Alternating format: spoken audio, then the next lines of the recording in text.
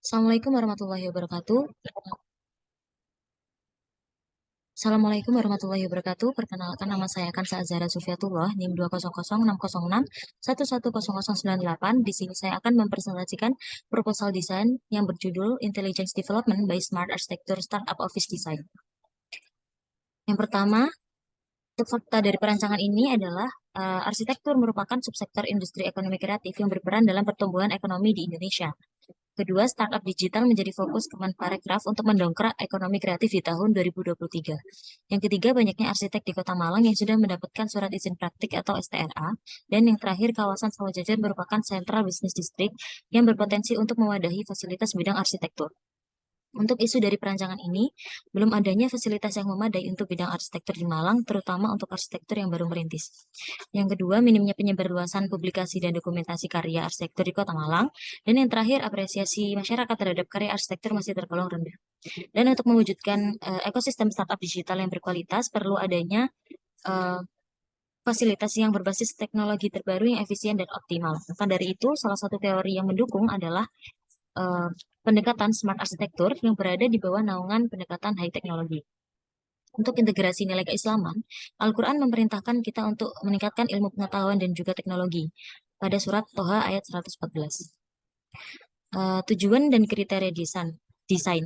Untuk tujuan perancangan, terdapat 4 tujuan, yakni tujuan utamanya adalah memberi fasilitas yang memadai untuk bekerja dan menghadirkan beberapa teknologi canggih dan modern yang akan mengoptimalkan kenyamanan serta keamanan pengguna. Untuk kriteria desain terdapat 3 kriteria. Yang pertama, convenience, yakni kemudahan. Yang kedua, smart technology design, yakni pengoptimalan penggunaan teknologi. Dan yang ketiga, integrated system yang menggabungkan beberapa sistem komputerisasi. Untuk ruang lingkup wilayah, eh, wilayah perancangan ini terdapat di kawasan Sawah Jajar. Dan untuk pengguna dari perancangan ini kurang lebih sebagian besar dari pekerja di bidang arsitektur, interior, dan lanskap, dan beberapa mahasiswa dan siswa SMK pada bidang arsitektur dan teknik bangunan. Untuk pendekatan, perancangan ini menggunakan pendekatan smart arsitektur yang mengoptimalkan penggunaan teknologi komputasi yang aktif sehingga desain efisien dan efektif. Untuk fungsi yang pertama yakni ruang kerja, fungsi kedua yakni sarana pelatihan atau bimbingan, dan yang ketiga sarana promosi atau produk-produk karya seni bidang arsitektur. Untuk pada fasilitas yang disediakan pada perancangan ini, yang pertama terdapat studio arsitek atau ruang kerja, meeting room, tutoring class, yang terdapat classroom dan juga studio gambar, terdapat auditorium, ruang exhibition, dan dua fasilitas yang unik yakni study lounge dan sleep pod.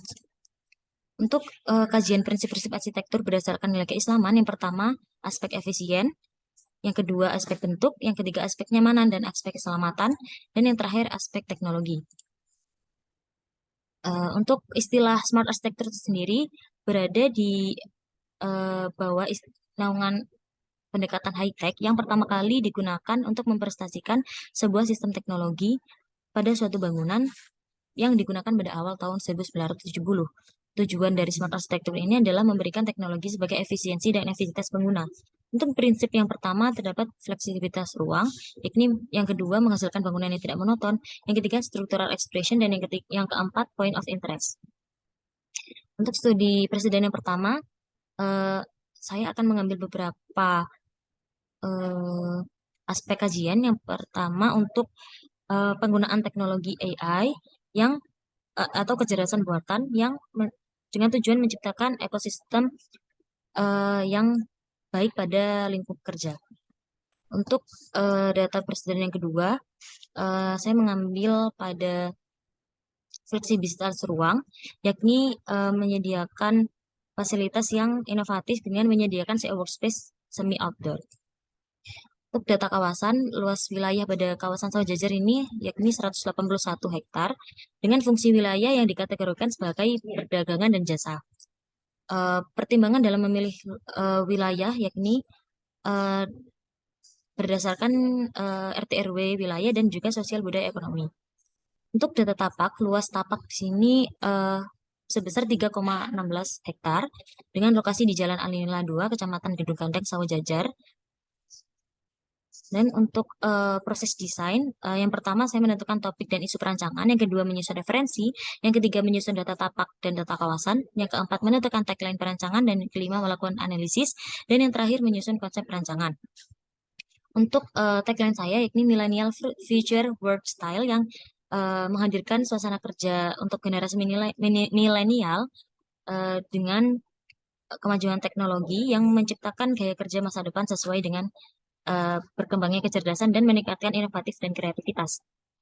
Untuk ide dasar saya yang pertama menerapkan structural expression, yakni menonjolkan material di luar fasad, dan point of view yang menghadirkan teknologi virtual reality yang diletakkan pada tengah bangunan agar sebagai daya tarik. Selanjutnya, terdapat ide fleksibilitas ruang, yakni menghadirkan outdoor lounge, yakni dengan pemanfaatan fungsi lanskap, dan juga terdapat dua fasilitas relaxing area dan virtual reality exhibition yang menggunakan teknologi untuk memperkenalkan teknologi baru. Sekian presentasi proposal desain yang saya sampaikan. Kurang lebihnya mohon maaf. Wassalamualaikum warahmatullahi wabarakatuh.